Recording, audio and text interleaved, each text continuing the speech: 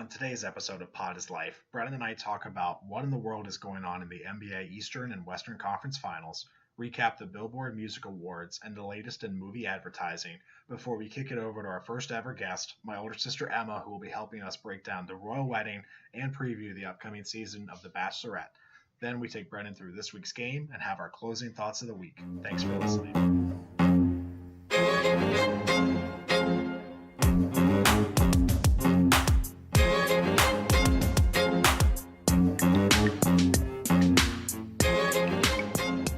Welcome to Pod is Life, the podcast that couldn't decide whether to get press credentials for the royal wedding or the NBA Conference Finals, so we didn't get them for either. I'm joined, as always, by the Meghan Markle to my Prince Harry, Brennan. Brennan, how are you today? I'm great. How are you? I'm good. You were near the water. I was near the water. We took a nice week off, which actually worked out. Nice little vacation. Yeah, nice little vacay.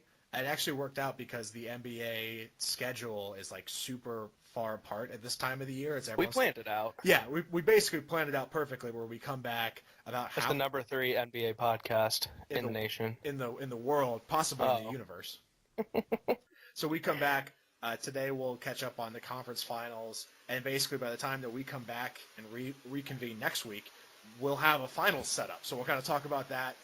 Preview a little bit what we think is going to happen, who will make it to that stage.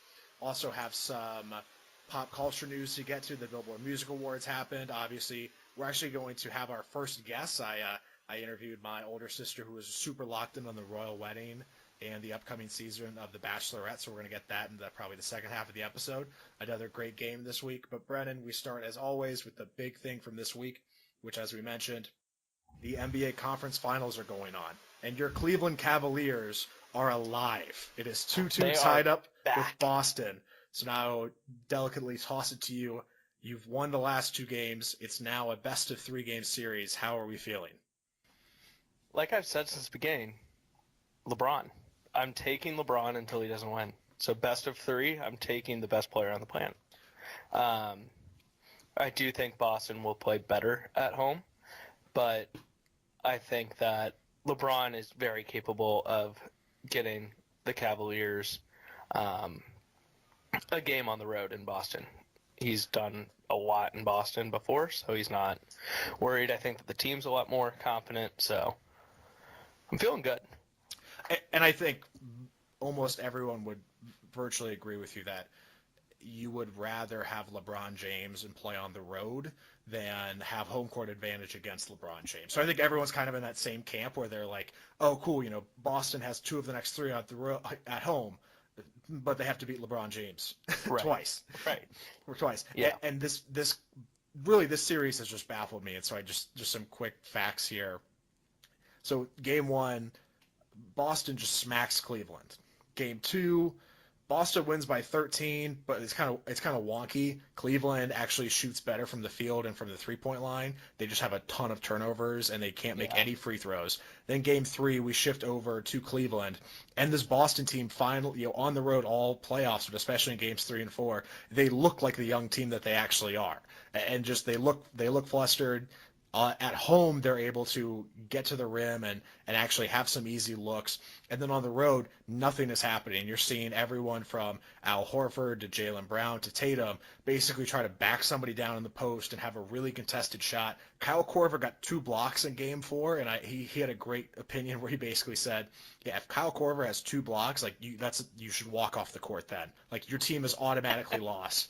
Well, it was him with 2 blocks, and then I think it was third quarter where the Cavaliers weren't playing great. They almost turned it over again, or it was off a jump ball, and he just outran people he should not outrun, lays out, gets the Cavaliers the ball off the jump ball. Is Kyle Korver the second best player in the series? Is Kyle Korver for the Cavaliers? Let me clarify. Is he the second best? Is he the second best player of all time? Is that what you're trying to say? No. But maybe.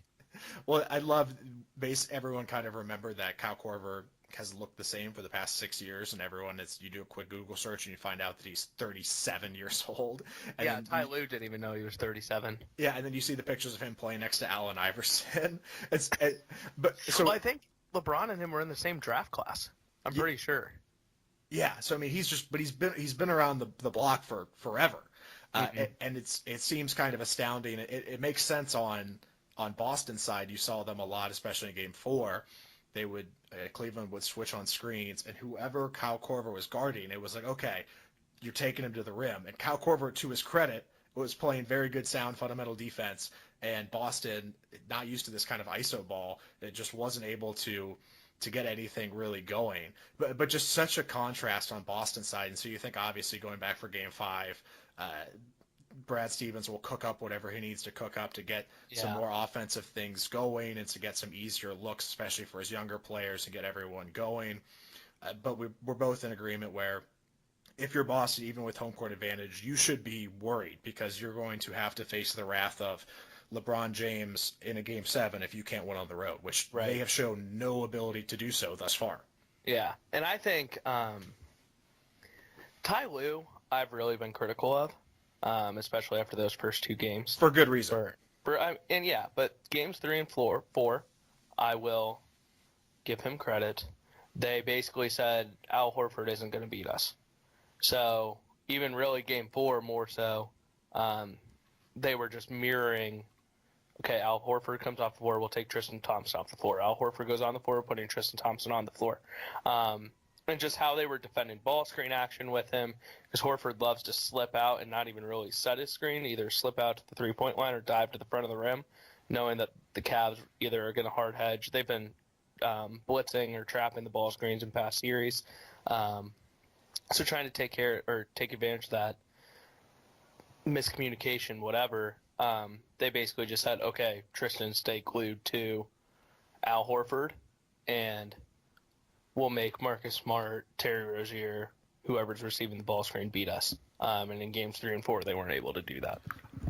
Yeah, and outside of that, even I was just surprised in game 4 especially, what ended up happening with Boston is you almost saw an overreaction to Game 3.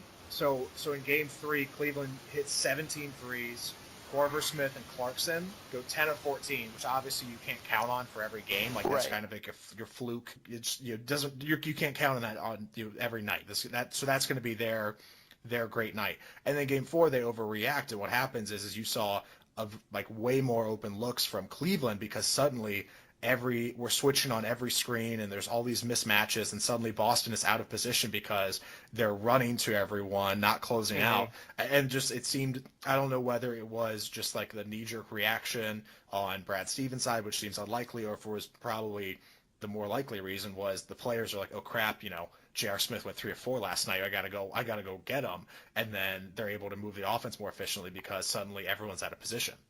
Yeah, it was that, and I think in games 1 and 2, the Cavaliers ran more ball screen action for LeBron, trying to get that Terry Rozier switch or the small guy switch onto him. And later in Game 4, they did it in the first half pretty successfully, and then the Celtics kind of adjusted, like, we're not going to switch this action. So then they made LeBron the screener, knowing that he, as bigger body, would actually get a solid screen off, so they would have to switch. And then LeBron could just back down Terry Rozier in the post and score right at the front of the rim. Well, they even did that with Tatum because LeBron has height and a lot of size on Tatum. As much as we both love Tatum, that's a bad matchup for everyone on Boston's side. Really, the only people that have shown any progress towards stopping him are Horford a little bit, and Morris, who proclaimed himself the LeBron stopper after Game 1 and 2. Which just never goes well. Yeah, that's always a tough limb to go out on when you claim that you're the only one that can do something. You're going to stop the arguable greatest player of all time. Yeah, so it's like, did he do a good job? Yes. Is he going to go? Is good just better relative than everyone else? Probably. Probably. Will the first line in his sports resume be that he was the LeBron stopper? No. At this point, no. So I'm not going out on that limb with him. Yeah, and then go figure in Game 4 he gets 4 fouls in like the first half and isn't even a factor because he can't be on the court. So just really just this has been a bizarre back and forth. No one knows how to play on the road, and someone is going to have to win. Whoever wins a road game will actually win the series, which seems like the craziest thing to think about in the Eastern Conference Finals. But That's what you always say. That's what's going to happen. A series doesn't start. That is the limb you always stand on. A series doesn't start until somebody wins on the road. What's crazy about this one is the series will start and end the first time somebody wins on the road. Yes. So that's the Eastern Conference. Again, I think we're both kind of in the same camp where we would be surprised if Cleveland doesn't make it just because LeBron seems to have these 40-point games every night, and when push comes to shove, we're going to see that in spades in Games 6 and 7, especially when he gets Game 6 at home. And then, Brennan, we kind of look ahead to the Western Conference Finals, and games are actually even not as close as the Eastern Conference has been, which is crazy to think about, but some blowout games. And actually, I'm getting the push notifications now. Even Houston's still not doing hot here in Game 4. That's currently going on as we're recording. And it turns out, as much as we thought about it and we talked ourselves into it, Golden State turns out is really good at basketball. Yeah. I mean, I think that we both were in agreement that Golden State was going to come out of the West. I think we were more hopeful than anything else that Houston would be able to make it interesting. But turns out James Harden is not a great playoff basketball player. Counterpoint on my side, I think that the microscope is solely on the Rockets right now for good reason. They're in the Western Conference Finals. They've had some blowout losses here. They haven't looked great. I think we as I'm incorporating us in the media, probably unfairly and too soon, but we in the media are really right now saying, oh my gosh, what's wrong with this team? How they look terrible. How are they doing this and that? Why are they doing this? In actuality, they're playing the best team in the league by far, and so yes, I think we hoped it would be closer. We hoped it would be more competitive, but I do think we're giving the Rockets the short end of the stick just because that they are going up against the best team this year and one of the best teams we've seen in a while. Probably one of the best teams we've seen in both of our lifetimes, because neither of us were really old enough to remember the late 90s Bulls. Yeah, so we weren't around for that. So it's one of the best teams we've seen. So obviously life isn't really black and white. It's shades of gray, and so I think this falls in line with that in terms of I think James Harden has not lived up to the MVP standards that we've put on him and he's put on himself in the regular season. But Not me. I am not part of that collective media standpoint. And but I also think part of this is just the fact that the Rockets are literally running into a wall of the Warriors. This might be the break for the Warriors, or I guess the break for the Warriors, more so the break for the Rockets, that I just turned on the game. Klay Thompson is limping back into the locker room to get his knee checked out. So, breaking news. Having Klay Thompson and Iguodala go down, because he was listed as doubtful, so I don't see him on the floor right now, so I don't know if he's actually playing or not. He's not playing He's tonight. not playing tonight? He's out. Okay. So, if both of them are out for another game, could be 3-2, Houston having home court. But let's not get ahead of ourselves, because James Harden still isn't very good in the playoffs. Yeah, and there was a great conversation I heard. I was reading along on Twitter today, which basically asked the question, can you win the NBA playoffs if your second best player is a 33-year-old Chris Paul? And Chris Paul's kind of gotten a bad playoff rap because this is his first trip to the Western Conference Finals. Sometimes through faults of his own, sometimes not, because obviously he doesn't have control. A lot of injury, a lot of injury. He doesn't have control over the roster. Yeah. But it is kind of that question of, and we're seeing a lot of it where this Rockets ISO ball that they play, a lot of dribbling. We suddenly, after I think Game 2, we got all the stats coming out of how many times James Harden had dribbled in a game, and it's one of those things where I think it's easy after the fact when the team loses to say, oh my gosh, look how many times Harden dribbled. Of course they lost, but we ignore all the times during the regular season when Harden dribbled probably just as much and they won other games. I think that's something that everyone's kind of, again, jumping on this horse and jumping on this bandwagon, when in actuality these Rockets' problem is that they're not good enough, and that's not saying that they're not bad. Yeah, I think the ISO ball, and I mean everyone says it, the regular season and playoffs is obviously so much different in how it's officiated, how it's played, physicality, etc. But when you're a dominant, and this is the trap I think Cleveland falls into too, because they're a dominant iso ball team. When both of them are at their best, they're still playing iso ball, but the guys around them are moving. A lot of times I think that Houston gets stuck, Cleveland gets stuck when either James Harden or LeBron has the ball, and it just is four guys standing there saying, okay, go by your guy, so our guy has to help. I think it was game 2 that Houston won big, right? Yeah. They had guys back cutting off the drives and et cetera, where when they're extremely stagnant, none of that happens, and then all of a sudden the Warriors do their typical Warriors run where they hit 4 threes in 4 straight possessions and get 4 one and dones from Houston. So it'll be interesting to see how that adjustment goes, because I think when Houston's running up and down the floor, and really Cleveland and Houston are very similar, when they're running up and down the floor, playing the game quickly, getting out in transition, and then having off-ball movement, they're significantly better, and obviously it's a lot harder to guard if your guy's actually moving. Clearly this series is not over per se yet. It's just the way the Warriors have looked through 3 games has led most to believe that they will finish this series out, although if the injury bug, and obviously nobody hopes that is a serious factor in any playoff series, but if the injury bug does keep biting them, then who knows? But it just, everyone, now that there's only 4 teams playing left, everyone looked around and goes, oh wow, look, that team's really, really good. Yeah, and I think a big part of that was Steph Curry magically not being hurt anymore because he hit shots and just didn't get cold for 2 games. Yeah, so let's jump into this for a second. So Steph Curry, the 2-time MVP, 1-time unanimous MVP for Golden State, kind of lives in this perfect area for an athlete where when he plays bad, the question is he healthy? And when then when he plays well, it's like, oh my gosh, look, he's finally healthy. Look how great he is. And no one has, especially recently, no one has pointed to his health being a question mark, which is why, especially in this postseason run, it seems so interesting that we keep falling back on his health, his health being a factor when he doesn't play well. So yeah, what do you think about this?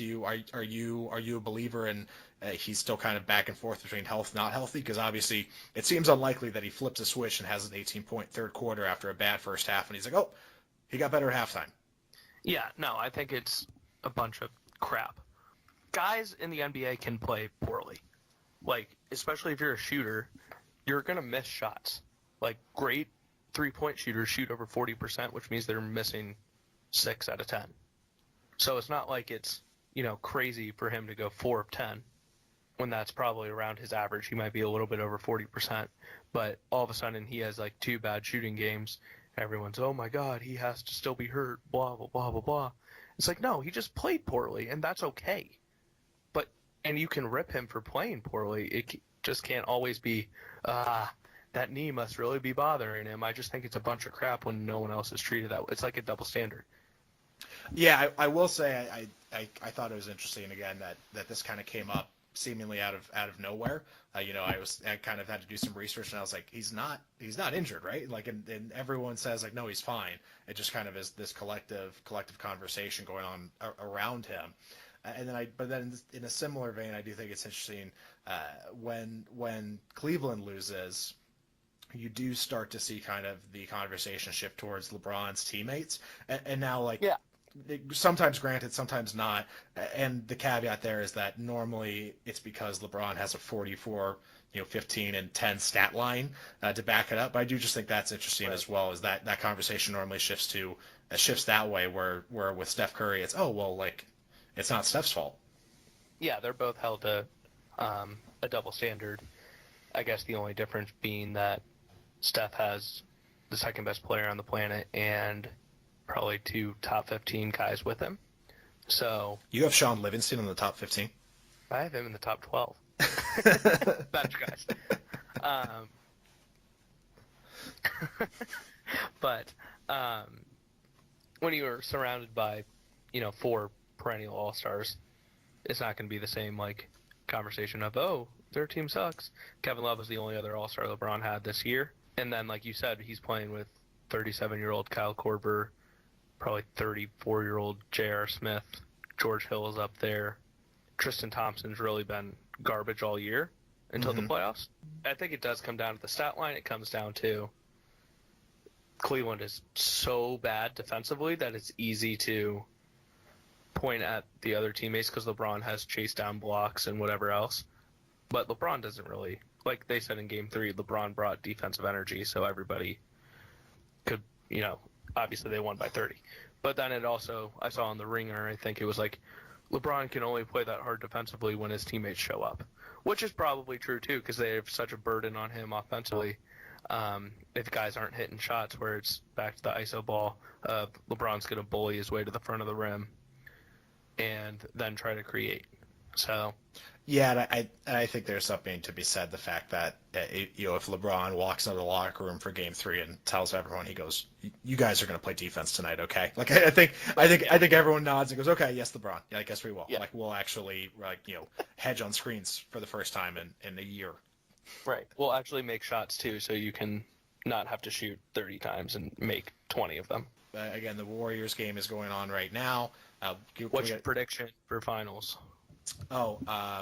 I would say Warriors, Cleveland, and Gentlemen sweep. Well, your Warriors in 5. I feel comfortable with that. I was about LeBron. I was about to say 6 going past 5, but no, I genuinely believe it'll probably be 5 because I don't see it because going the Warriors will beyond have a game where they shoot poorly and turn the ball over 22 times, and that'll be the night, probably Game 3 at home, where Kyle Korver, JR, and Clarkson go 11 for 12 from 3. But seriously though, like Kyle Korver looks like he's still got another 3 years in the league. Like, Kyle just Korver unbelievable. Probably a top 5 shooter of all time by the time it's all said and done. Yeah, and that's it. I think you'll get no. I think you'll get no argument for that. Limb to go on.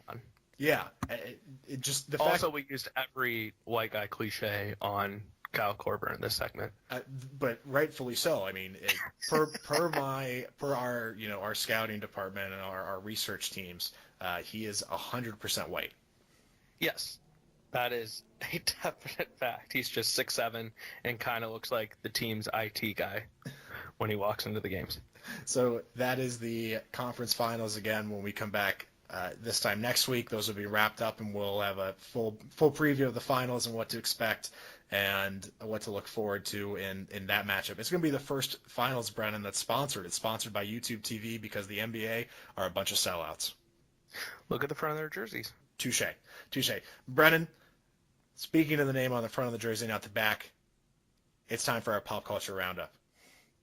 The Billboard Music Awards happened this past week. It's one of the what seems like 4,000 music awards that happen, but this one has a little bit more weight to it because it actually goes through like the numbers of who was on the charts and it kind of pulls from that. And so it's not this choice awards or it actually is pulling from some raw actual tangible data. Take that for data. Take that for data, my homeboy, new Knicks coach. But Brennan, any surprise that jump out to you? Just the headliners here: Ed Sheeran, whatever the hell, Ed Sheeran. Oh, come on, you can't botch that. Ed Sheeran wins top artist. New artist is Khalid. Female artist T Swift. Duo group is Imagine Dragons. R&B, Bruno Mars. Rap artist Kendrick. Female rap artist Cardi B. Seems pretty straightforward. What did you think? Pretty straightforward. I guess the only one, and I'm looking right now, maybe Imagine Dragons being the only quote-unquote, I don't know if shock would be the right word, but just looking through Chainsmokers, Coldplay, Migos, and U2 were the other nominees. Yeah, you see, I feel like if you slid Migos into there, it would be more. I wouldn't be surprised. I feel like it would make more sense. It would fill out that roster a little bit better. Yeah. But Imagine Dragons really doesn't surprise me just from the fact that they're on every gosh darn commercial ever. So it takes, just like Cleveland right now. Yeah, whatever it takes. If I feel Did like Patrick Reed help them when he won the Masters and they were talking about how he listens to Imagine Dragons to pump him up.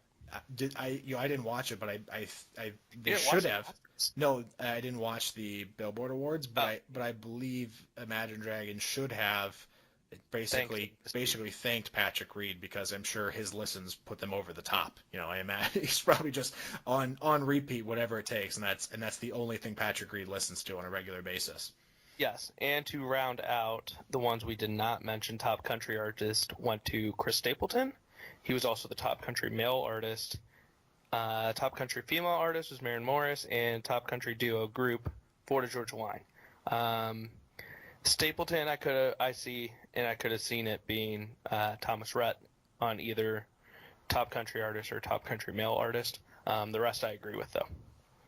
Yeah, Florida Georgia Line. I feel like they aren't going to fall off. Yeah, just- well, whatever And after they started did mixing their and matching with their pop duos and stuff.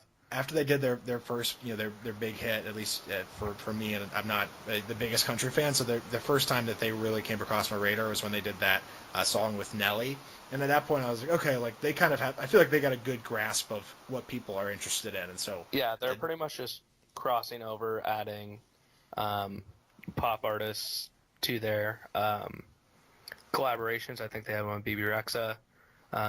That's been dominating both pop and country radio. So I feel like they're just making the right business decisions to keep them around for a while. yeah, and so one couple last thoughts here. So top rap artist Kendrick Lamar.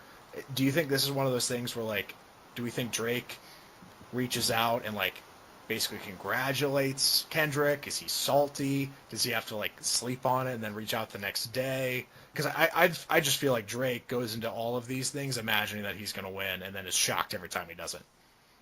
I feel like they're very different artists. So I could see why. Because, I mean, Drake puts out, like, very popular songs on radio, where it's like every single song he puts out somehow either has a hit or a one-liner that everybody immediately puts on their Instagram captions if you're late high school, early college. Or me. Or Harry still, a year removed from college. But I feel like Kendrick as a overall artist and his artistry is much better. Yeah, and then the only other note, you remember Gnarls Barkley? I'll circle back on why I bring this up. I believe he sang Crazy. Yeah, so long story short, I think just Crazy. While I was on a beach this past week, I was reading a book. Humble brag. I was reading a book that was like a compilation of articles written by a bunch of different people on basically interviews with people all over the place. And so one of the interviews was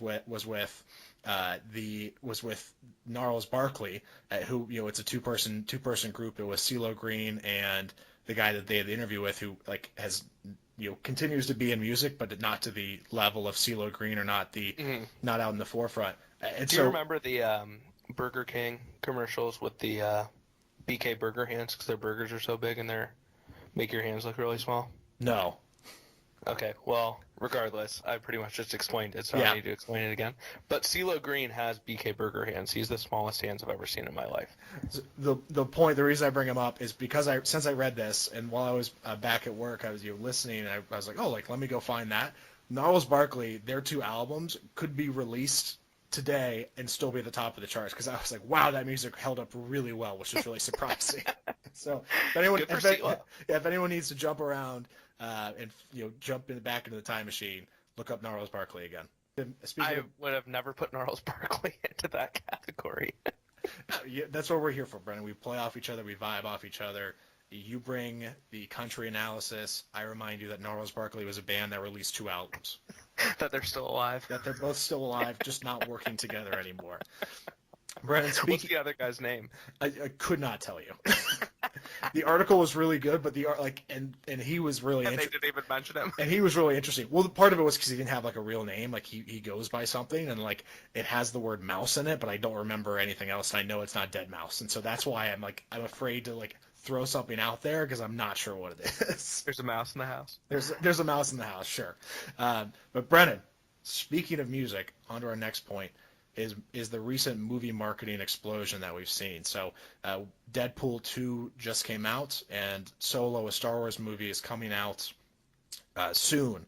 And both of them have basically just taken all of the change that they have, and they're like, hey, rather than just having TV ads, like let's actually get creative. And so Deadpool 2, Cher has a song in the movie, and they produced a full-length music video for the song that essentially it's a Cher ballad, and so Cher is just singing in this empty theater, and then you realize that it's a joke when it starts cutting to, Cher is singing, and then it cuts to someone in a Deadpool costume in high heels, like very dramatically ballerina dancing around Cher. So like that's like so basically Deadpool 2 does that.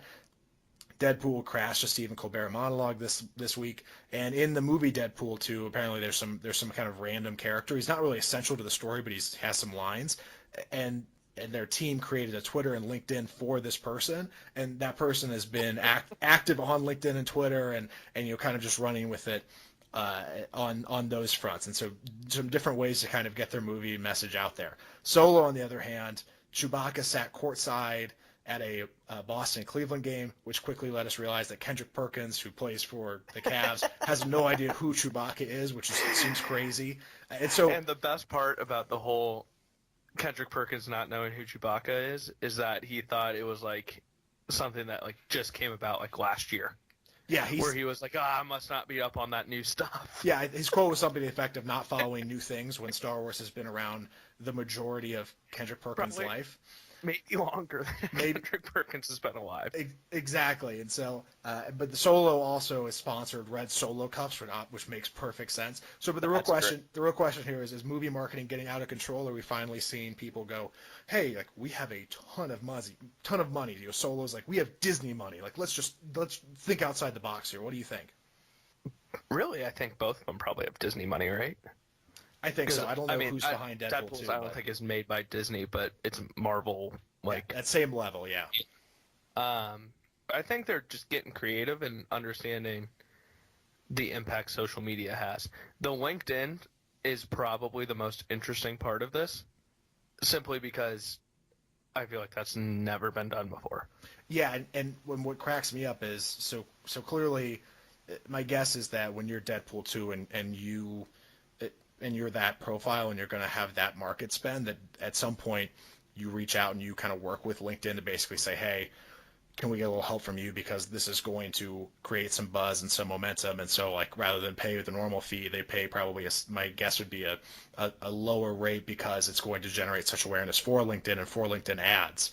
And even to the point where, I don't know if you've noticed it, but I get promoted tweets from that guy in my feed. And so they're clearly, not even just kind of casually putting it out there, but they're promoting it to everyone and being like, hey, like look at this, and this is out there, and that's really, I think, the kind of that, along with the share and it's hard for me to, do you have a favorite? Because it's hard for me to pick a favorite out of all of these, because really all of them are, I think, very creative, and and for most of them there'll never be any point in time when somebody in the marketing department will be able to say, we spent X on this and we made Y off of it, but that's almost not really the point, because the point is to just drum up as much buzz as possible.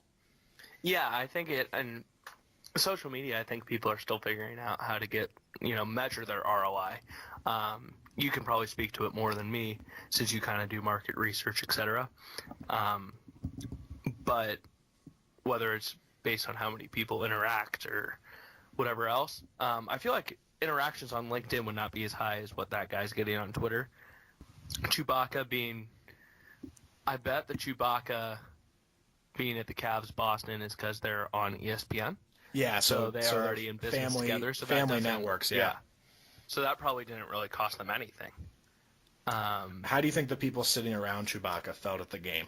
I would have been so pissed off sitting behind Chewbacca at that game, because he was courtside. You think the worst seat isn't next to Chewbacca? It's definitely behind him, because it's definitely behind. I mean, the worst part about being next to him is that you're just getting your 15 seconds of fame over and over and over and over again all through Game 3. Yeah. So hopefully you wore a Queen shirt that day, or just putting on your whatever it takes slogan shirt that Cleveland puts out.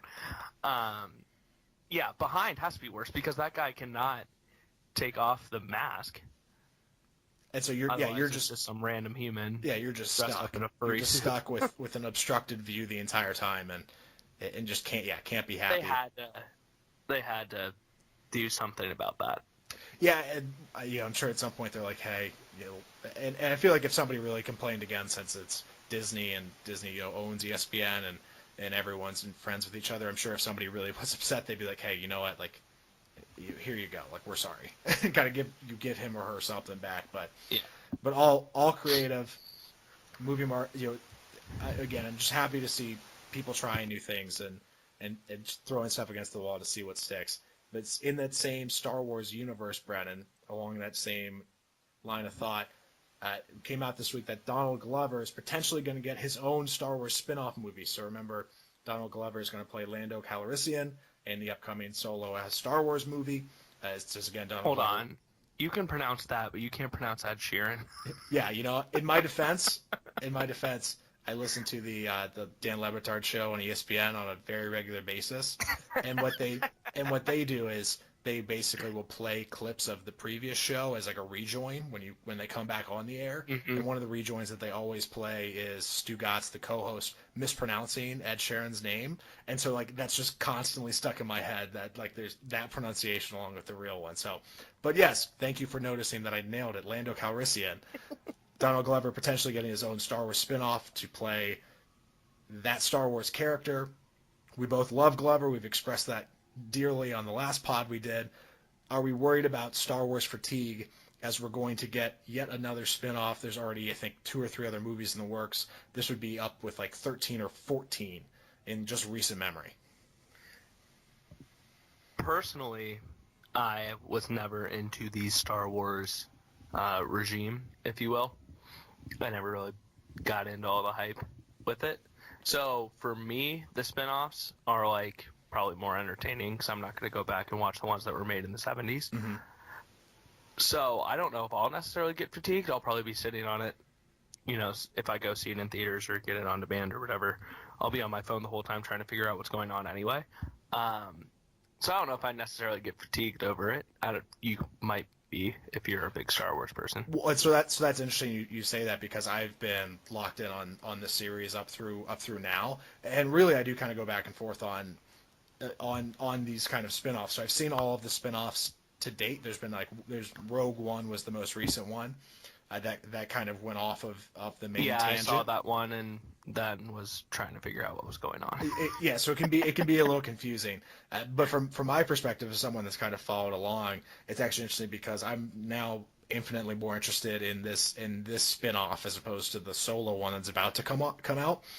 And I feel like I actually would rather see this Lando spin-off just to see Glover in a leading role as opposed to the Star Wars side of it. So I feel like that's probably a bad sign for Star Wars. Good in their casting to be like, hey, we're going to get all these people with Glover, but bad in terms of I'm probably somebody that they're trying to keep in terms of someone that has been a fan for a while and now is kind of getting to the point where I'm like, and honestly, I'm probably in my mind I'm like, okay, I'm going to see like the main ones that follow.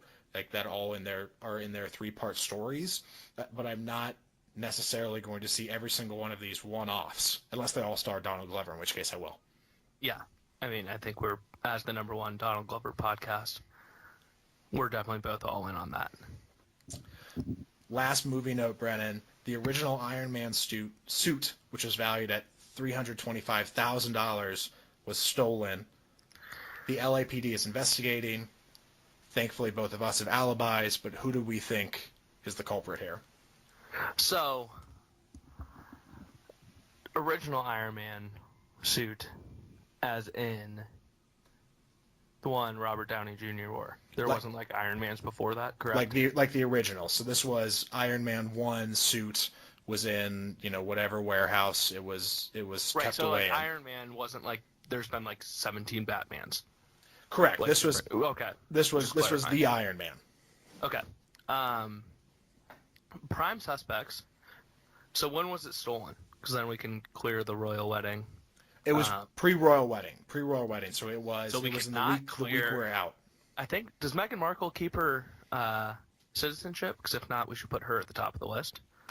My guess is that she's a dual citizen right now, but my guess is that she'll have to become a citizen of England, because it would be a bad look for a royal not to vote in their elections or take place in their democracy. Yeah. Well, they have a democracy. They have the Queen. Yes, but they also have a prime minister who runs the country. The monarchy technically has no power whatsoever, but has a ton of cash, which is a great place to be in. Actually, no, they don't. I was watching Dan Patrick. Allegedly, Prince Harry only has $17 million to his name. That's a ton of cash. Like, to the average person, that's a ton of cash. But, like, Mike Glennon's contract was, like, more than that. Your point? Yeah. Would you rather be Mike Glennon or Prince Harry? I'm almost offended that you're asking. I would 100 times out of 100 be Prince Harry over Mike Glennon. It depends what's most important to you. I think Mike Glennon would rather be Prince Harry. I don't know. I think Mike Glennon's swimming in that dough. I think he'd rather be royalty. No, but I think that the catch-all for the fact that they're only if one of them's only worth $17 million is that they ostensibly don't really ever have to pay for anything. So they have absolutely. So they're worth $17 million, and all of the property, they have properties that they own that are in the family that it's not like at any point in time he's like, oh, gotta pay my mortgage this month. They're good. They're set. They have the palace. I don't think they have a mortgage. Yeah, exactly. So back to Iron Man. Somebody stole the suit. You think it may be Meghan Markle? Maybe. Probably not. Because she was in suits and they did a bunch of legal stuff, so she would not get caught. I think some of the prime suspects really are. Robert Downey Jr. himself would not surprise me if he comes out on in the future on his deathbed and was like, I've had that for years. Hemsworth and Chris Evans both have kind of come out and said that they're probably done with their Marvel role, so it wouldn't surprise if either of them on the way out are like, hey, I'm going to just grab this souvenir. You know what I mean? I think those Chris Pratt. He would be a jokester. fun one. Yeah. It's really anyone in the Marvel universe could be a prime suspect. I mean, those are the first people they're going to go after. Any just random people you could think of, they'd be like, if I heard that, I wouldn't be surprised. And you think it's at this point, you think it's probably either a huge fan or a movie buff, because it hasn't surfaced hasn't surfaced anywhere to be sold. So it's not like somebody's like, oh, this is a cash grab. This is somebody being like, I'm going to hold on to this. Brennan, now we're actually going to kick it to our interview with my older sister Emma. Again, she is planning her own wedding. So she had provided some great insight on the royal wedding, which again 2 billion people watch, which is just crazy. And so what you'll hear next is a conversation with Emma and myself about the royal wedding, and then prepping for the Bachelorette, which comes back next week. She's our official Bachelorette correspondent. She is more locked in on this than anyone else possibly could be or maybe should be. But we'll get into that as well. I think should be is probably the better word. Should be. So we're going to kick it to that right now. Now on Pod is Life, for the first time ever, we have our first ever guest. So joining me on the line is my older sister, Emma. She comes to us informed and ready to tell us more about the subjects that Brennan and I really aren't that well equipped to handle. And so today Emma is joining us to talk and recap the royal wedding, as well as the upcoming Bachelorette season. Emma, how are you? I'm good. I want to say thank you for having me. I'm a long-time listener, but first-time contributor. So I'm excited to be here and to talk all things royal wedding and Bachelorette. And I want to say Bachelorette is the current season we're on, not the Bachelor. Exactly. For everyone. So it's a little confusing since they rotate back and forth most of the time. Doing a little homework on my end, prepping for the interview. But yes, so yes, you come prepared, and especially in the royal wedding side, which is where we'll start, Emma.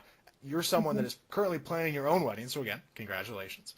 And so I thought it'd be interesting to talk to you about the royal wedding from the perspective of somebody who's really in the weeds right now and kind of seeing your thoughts. So at a high level, what did you see that you're like, that's really cool, or I think I want to copy that now, or I think I'm going to see a lot of people copy that as you were consuming the royal wedding?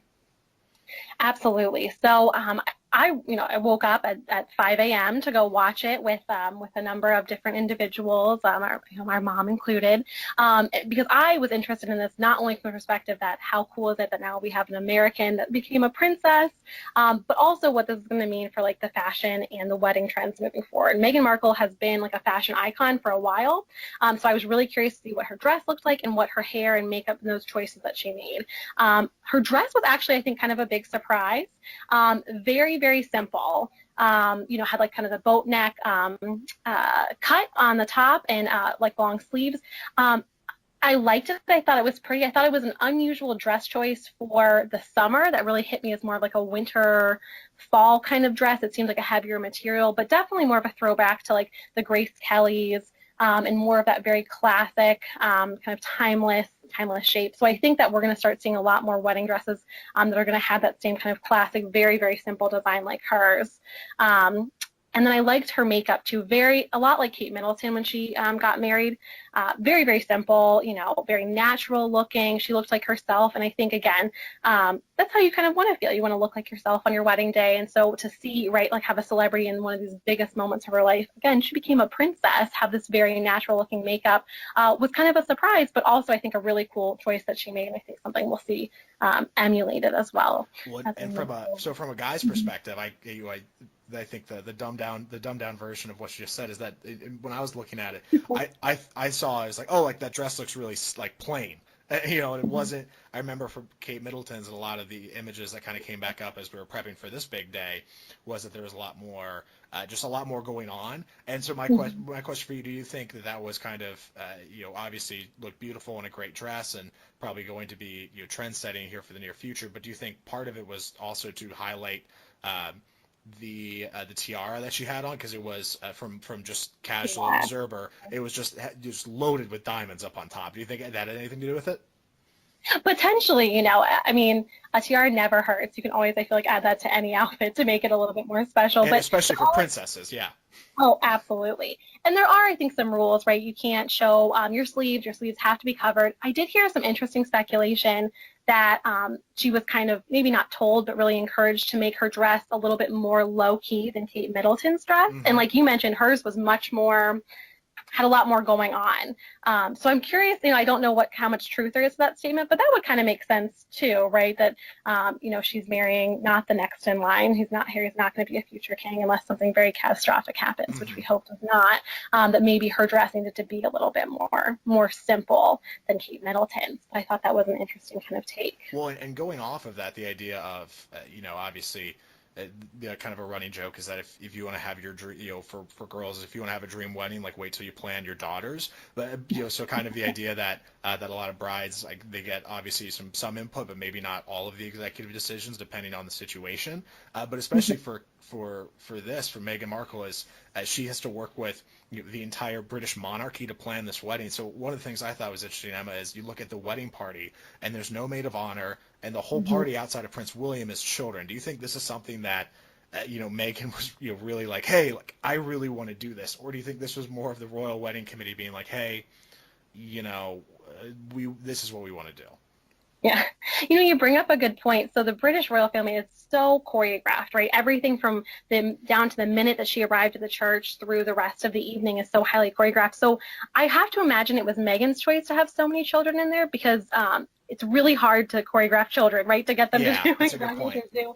And even the fact, I don't know, I saw it kind of out of the corner of the screen, then read about it a little bit later. I think there were 6 kids walking in with her, and one just burst into tears, like had to be taken away with their parents. It was just too much. So that's a perfect example, right, of how they don't always cooperate. So that leads me to believe that must have been her choice.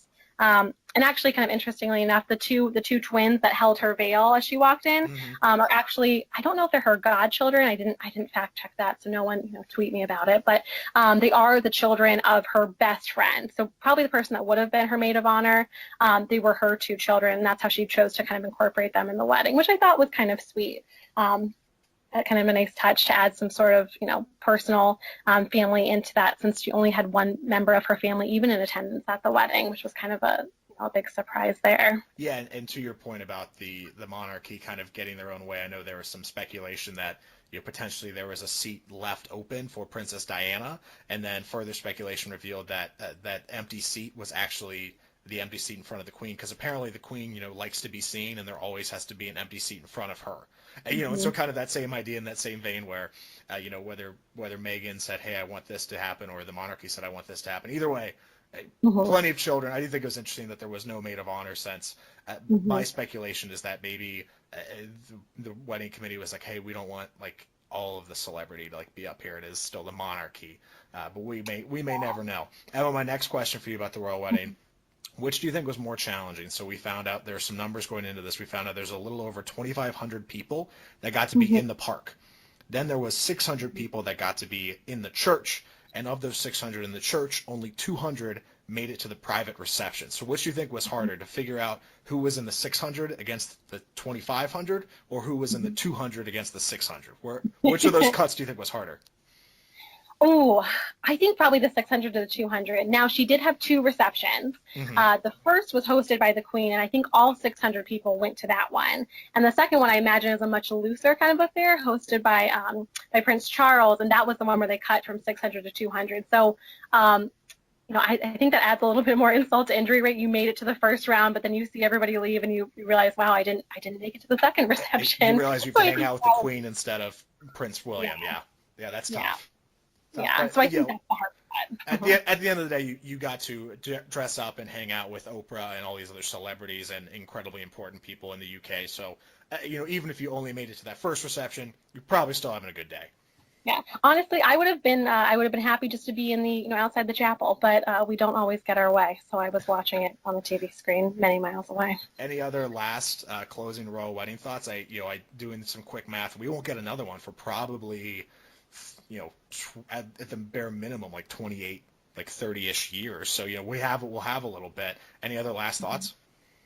No, other than the fact that, everyone was kind of asking, could not believe I was waking up so early, but same thing. This is going to be the last time for a while, and who knows, I don't think anyone believed that 20, 30 years ago we'd have another American, and that, a half-Black American that was going to be marrying into the royal family. So I'm curious to see, in 20 years when the next royal wedding happens, what that's going to look like, and I'm excited for the future. Exactly, and same with me. I had some pointed criticism for the fact that I'd be waking up so early, but later on checking Snapchat stories and Instagram stories, saw a lot of other people doing the same exact thing. So clearly, I think there were a lot of naysayers out there, and why should we care about this? But then plenty of people who are in the same boat as us that sat down and go, I'm going to consume all of this, give me all of the analysis, and I love when they kept jumping during the post-wedding parade. They kept jumping to reporters in the field that when the carriage go by, like Al Roker is turning around and yelling at the horse-drawn carriage, being like, congratulations, and that just kind of epitomized like what a lot of people were feeling about the whole event. Yeah. I'll say we watched Channel 12 with Gayle King, not to put a plug in there or anything, but I mean, if they want to pay me, they can. And same thing, right? So this is like someone that's been in news for a very long time, and she just lost her cool. I do also want to say that she had, I think I counted 7 hat changes. So I have to throw it out to them. They were really thinking it through. She had 7 different hat changes throughout the coverage, and I think it was only 6 hours of coverage. So so they really dressed the part, which I think is half the fun. Yeah, that is exactly half the fun. So more royal wedding news probably in the future. I'm sure we'll get some more information trickle in about what's next for the couple and all of that. But really just a great ceremony. But Emma, we also have you on to talk about the Bachelorette. So the Bachelorette returns for its next season. May 28th for a 2-hour premiere. And so, Emma, just to set the stage here, this is kind of what I've picked up on. I want you to correct me if any of this is wrong. But essentially, last season's Bachelor, Ari, gave the final rose to Becca. And then we fast forward a few weeks later, and Ari pretty much decides, I'm not really about this anymore, breaks off the engagement, gets back with the second-place girl, and now Becca is this season's Bachelorette. So she's kind of running this back for round 2. Is that right? Because that still sounds crazy, but I'm pretty sure most of that's accurate.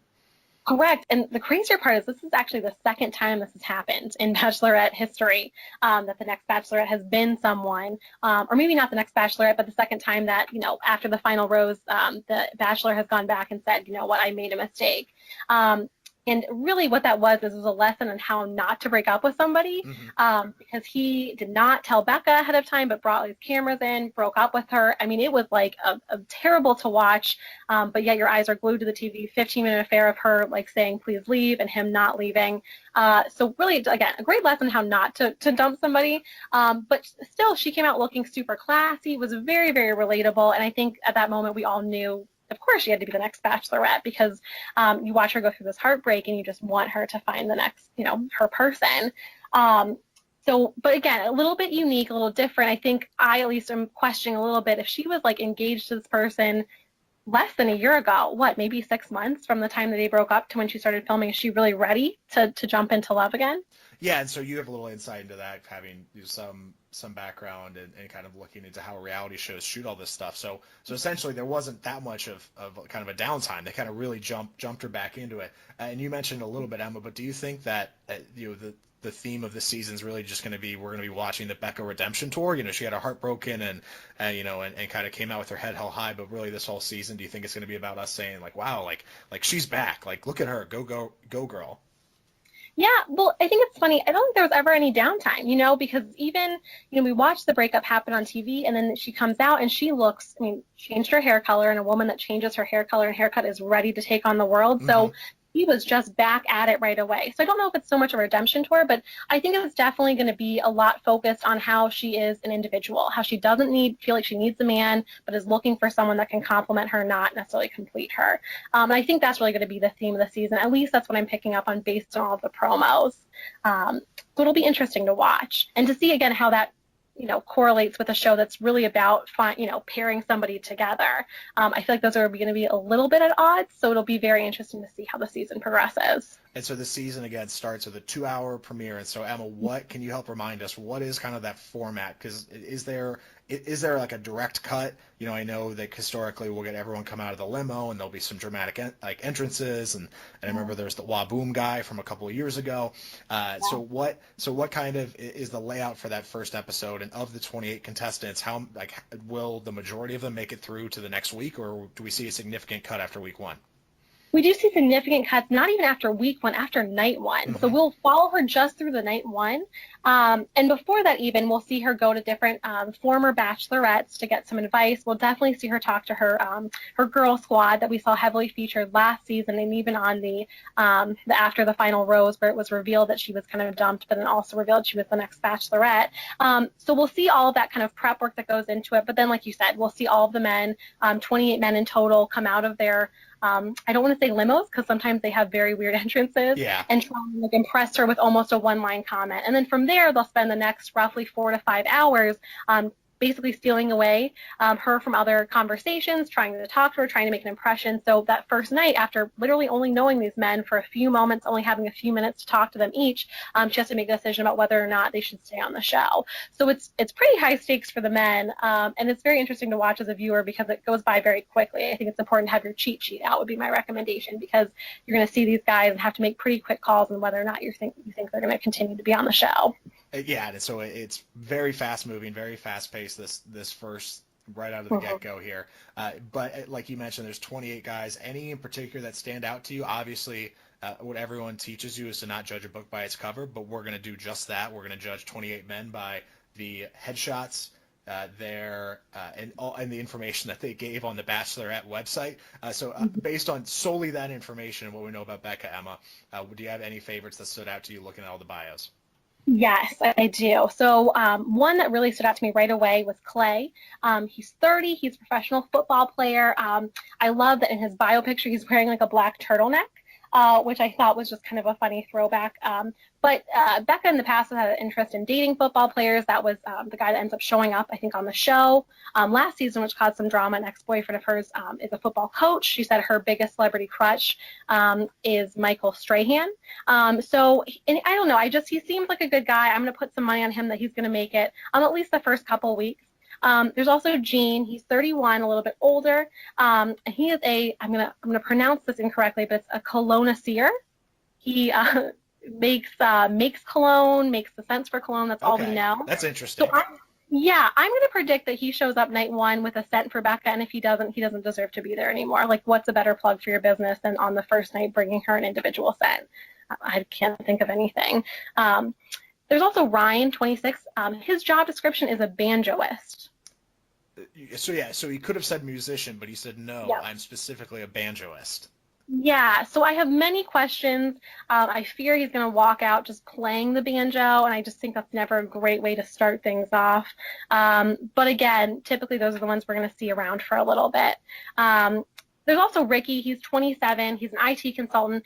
His profile picture, he's wearing a little bow tie. So I think he gets major points for style from there. And I think that's also someone that, that seems like the personality that Becca would click with. And of course, I have to give a shout out to Cincinnati native Mike. He's 27. He's a sports analyst and he's a Notre Dame grad, but from the Cincinnati area. I want Mike to succeed, but based on the fact that his hair is like down past his shoulders, I have some questions. I don't know if that's something Becca's going to go for.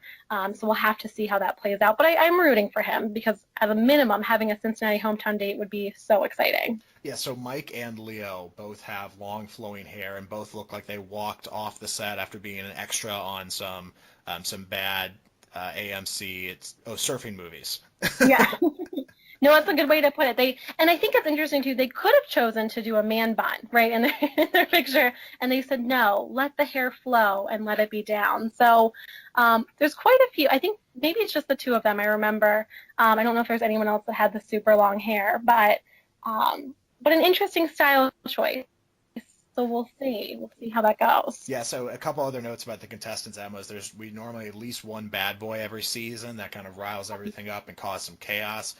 Some favorites for that are like Brads or Chads. We have no Brads and Chads this year, but there is a Darius, a Chase, a Colton, and a Trent, if we're just going strictly name alone. And the guy named Jake, at least in his picture, looks like he could be trouble as well. Is there anyone else you think right off the bat could cause some chaos in the house?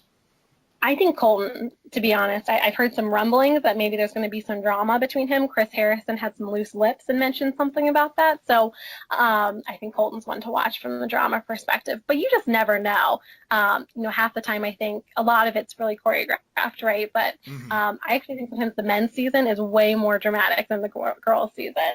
One other quick note I saw, the Huffington Post did some research, and they said that the average age of winners is right at about 28. This season, there's 8 guys over 30, and the rest are in their 20s with 2 25-year-olds. So I think the fact that Becca's been through this before, she's going to be like, okay, we have some older guys here. They know what they're doing. They've been around the block before.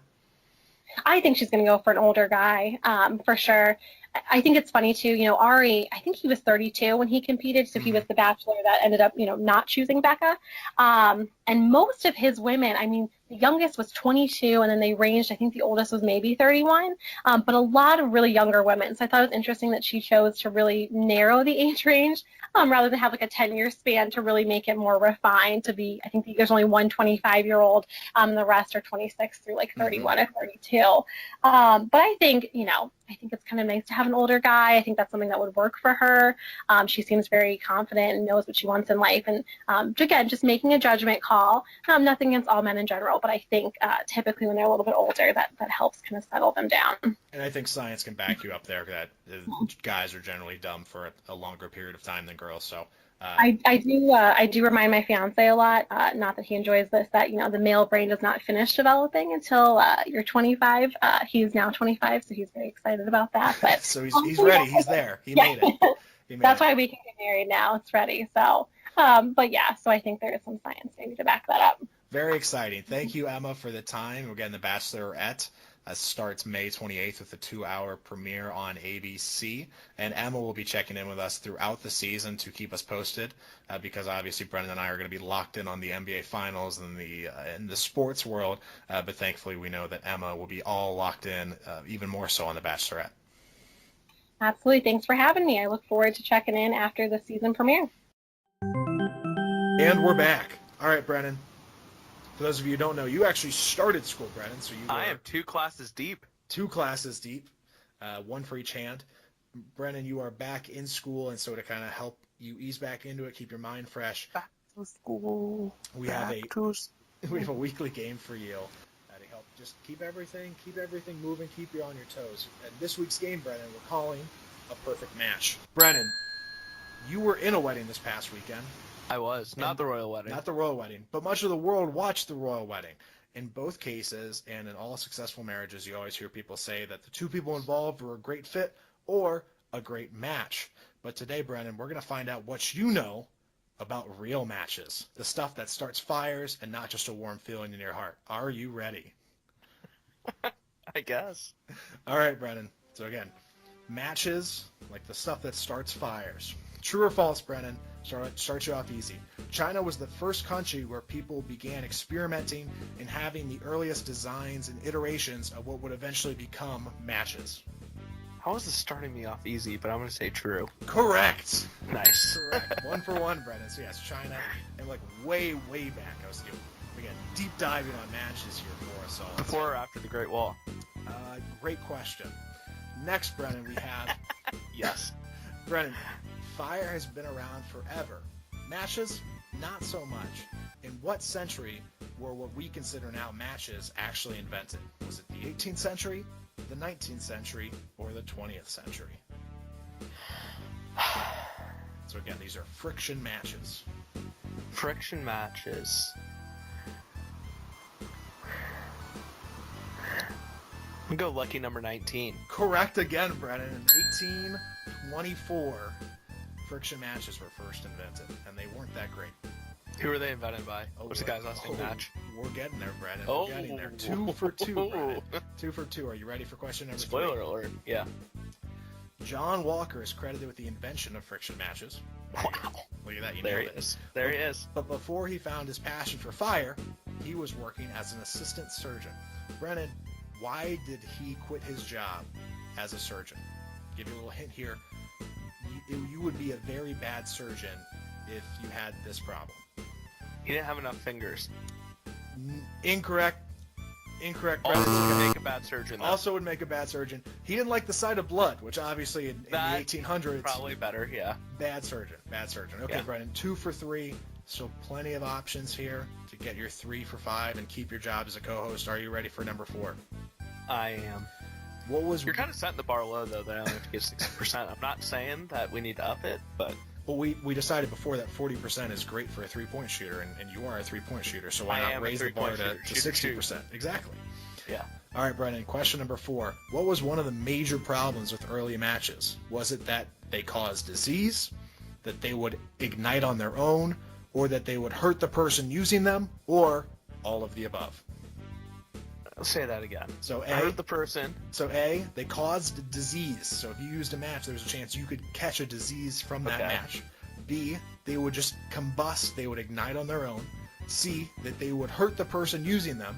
Or D, all of the above. I'm going to go just hurting the person.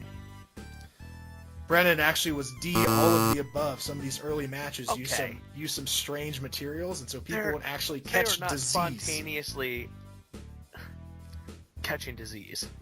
Well, not spontaneously catching disease. They would spontaneously combust, and they I was also going would to have say to that, have but then I realized that's not the bridge I wanted to walk out on, so I tried to go back to the first one. It's okay, Brennan. You are 2 for 4 on the final question, number 50%. 5. Are you ready? Yeah. John Walker eventually gave up and let another person come in and handle the match torch on to the next generation of chemists. When Walker officially retired from this profession, how many matches did he sell in his era? Was it 168? Was it 1,680? Or was it 16,800? So Johnny Walker Yeah. sold 168 or 1680 or 168. Is that what you're telling me? So yes, 168, 1,680, or 16,800. How many matches did he sell when he was running the show? Remember, these things caused disease.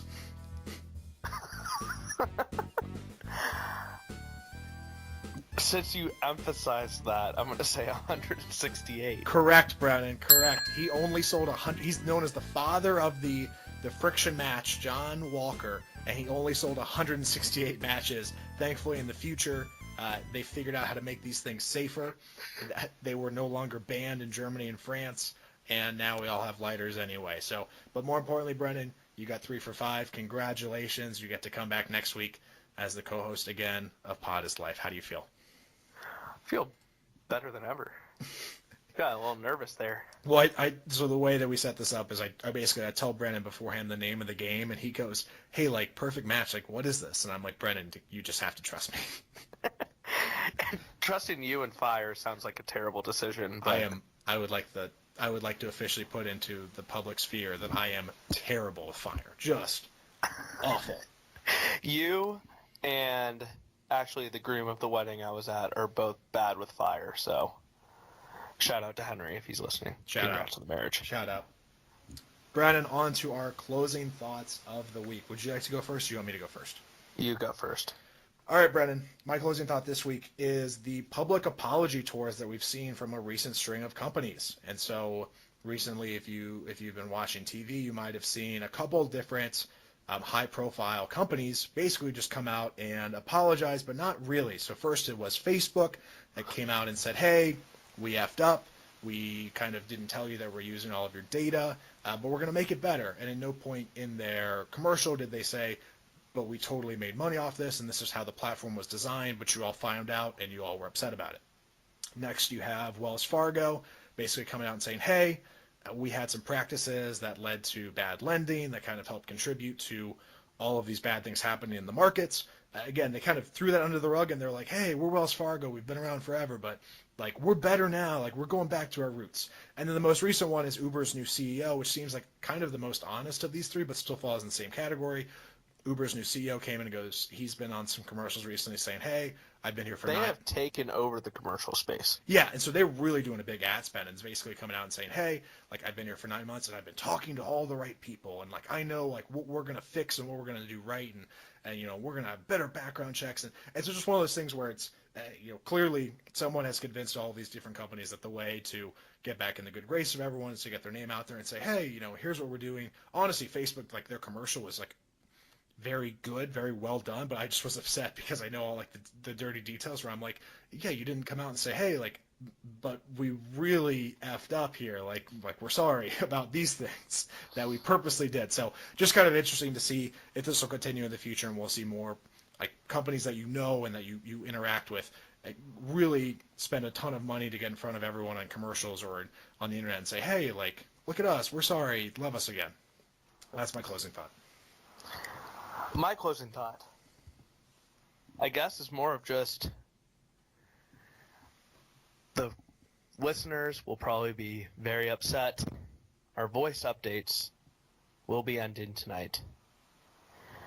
The voice season finale is tonight, and to give you an update, since we haven't done it in a while, I correctly predicted 2 of the 4 finalists with another mention as one of the 3 of the 4 as a dark horse.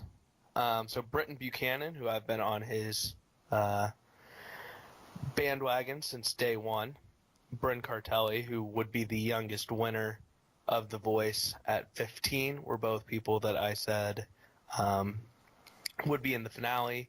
Kyla Jade was the dark horse I gave you, and the one I missed was Jackie Foster. It's going on right now.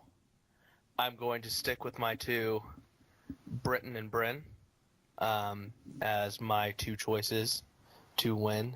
I'm giving myself 2 because I'm the only voice expert out there. And until next time, this is Brennan with your voice updates. Thanks, Brennan. Good job by you. Thank you. Thank you. Really, if you give me partial credit, I'm still batting that 60% for having the dark horse, but not really hitching my wagon to her. That almost was my closing thought of the week. Well, not that, but the fact that Dancing with the Stars athletes. Who won that? It was Adam Rippon. Not shocking at all. Won that. Also, story for another day. What is up with the Tanya Harding redemption tour? Like that just came out of left field.